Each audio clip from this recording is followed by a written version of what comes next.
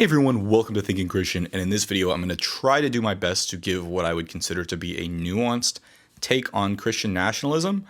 And what this is really going to come down to is what we define as Christian nationalism. And I'm going to try to do this where we define this in as clear way as possible, but I often see this word get equivocated, and it just is very frustrating because it's difficult to have a productive discussion when we're shifting definitions all the time. So I want to explore what I think Christian nationalism would get right and where I think it veers off the mark, but this really depends on what definitions we use. I've seen different definitions and competing definitions of Christian nationalism that I think mean completely different things. So one is basically legislating civil and criminal laws that reflect Christianity or Christian values.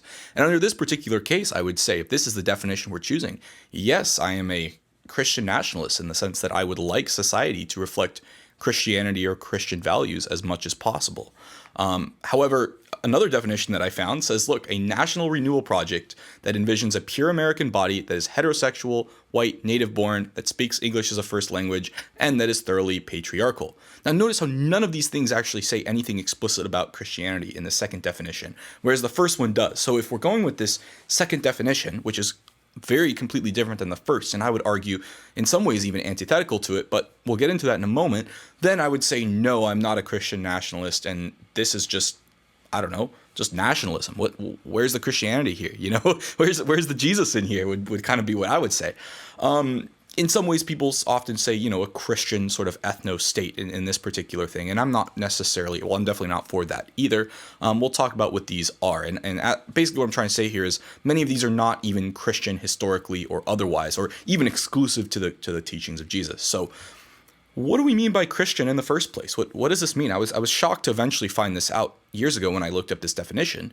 Literally someone who follows the life and teachings of Jesus. This is particularly just what we mean by Christian, period. Now, often this also involves things like following something like the Nicene, or believing in something like the Nicene Creed.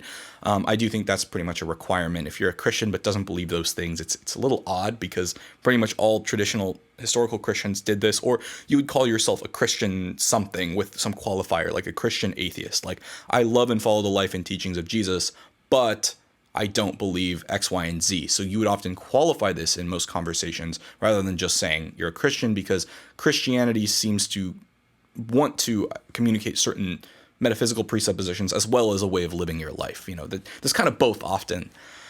And then what do we mean by a Christian nation? Now, this is where things get really interesting. Even by the estimation of many liberals, countries that have a state church are some of the happiest and most progressive. So the progressive people that are very anti-Christian nationalism are often trying to model their societies based on countries that actually have an explicit, almost basically a theocracy. There's a state church that's involved in all sorts of things, and yes, they tend to also be some of the most secular. Public life is very secular in these countries. So is this what they mean by a Christian nation? And if not, I would say, what is the difference between a place like, I don't know, maybe Denmark or Sweden, and a place like what they're envisioning America to be that's somehow different? I think this is where, if you're talking about this with somebody, or if somebody's watching this, where we need to be very precise about what we mean here, because these are completely different things. Of course, as C.S. Lewis once remarked, one can benefit from Christian values or living in a country guided by Christian values without actually being a Christian or identifying as a Christian. But in some ways, I think in that case, you are sort of piggybacking off of the success and the values of other people.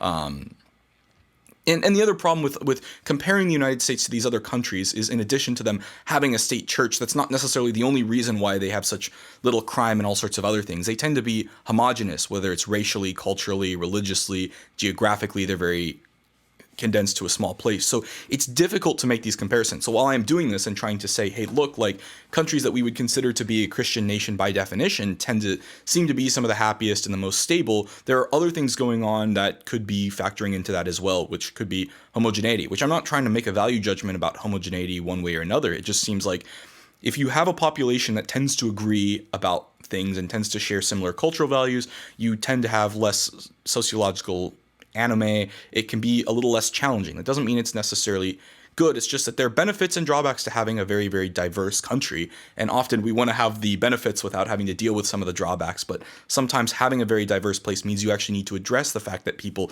disagree about values that you wouldn't have to address in other places where there's homogeneity.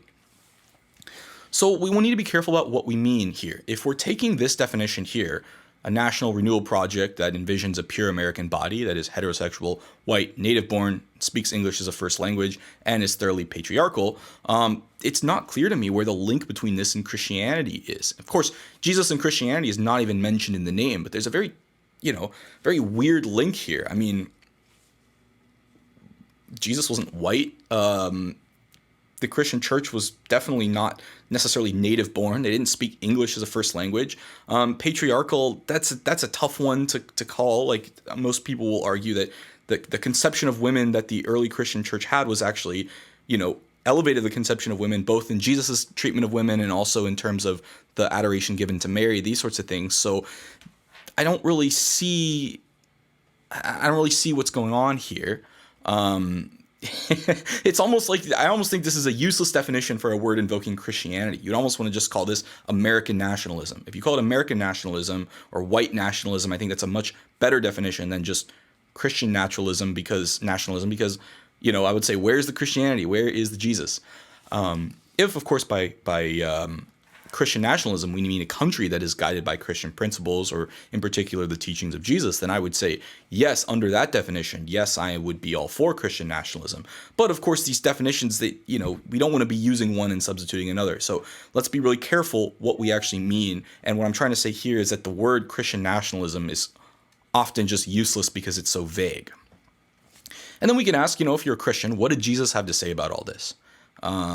So I used to get mad when people would vote for certain people because they looked a certain way or acted a certain way or these sorts of things. I always thought, well, people should vote based on the issues and not based on what people look like or what they identify as.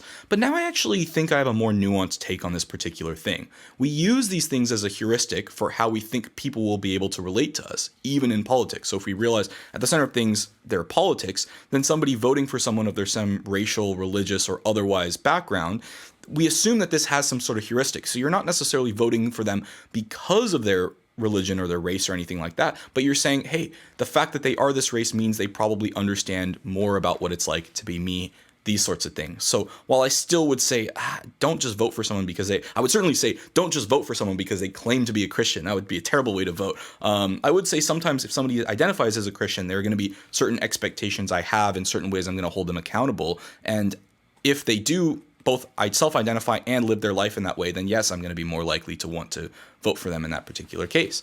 But of course, they're self-proclaimed Christians that do little to follow the teachings of Jesus. And how do we know this? Because Jesus even told us about it. He told us both that there are going to be plenty of people that claim they're Christian, that claim that they see Jesus as Lord, but they don't actually follow it. And he says to beware of false prophets. The way you can recognize whether they're false prophets is by their fruits. Pretty clear. And then, of course, if you read Paul and you hear about the fruits of the Spirit, love, joy, peace, patience, kindness, gentleness, faithfulness, self-control, that sort of stuff. Probably butchered one of those, but you know what? You get the point, right? I would be probably more likely to vote for someone who maybe doesn't explicitly identify as Christian, but has better fruits than someone claiming to follow Jesus who does not. But once again, that starts getting into an equivocation over the word Christian, because is it really fair to call somebody a Christian who claims they follow the life and teachings of Jesus, but doesn't, just as Jesus himself warned about? So once again, trying to unpack these issues and get a little bit deeper under the surface. The concern that I have is that Christian nationalism, the word Christian nationalism, is often invoked as a boogeyman for progressives. It's like you say Christian nationalism, and that's just something we're supposed to be somehow afraid of. In the same way that I think conservative people will often use trans people in drag shows as a boogeyman to say, oh my gosh, we can't have this. It's like people need to have something that they hate or they're fighting against all the time.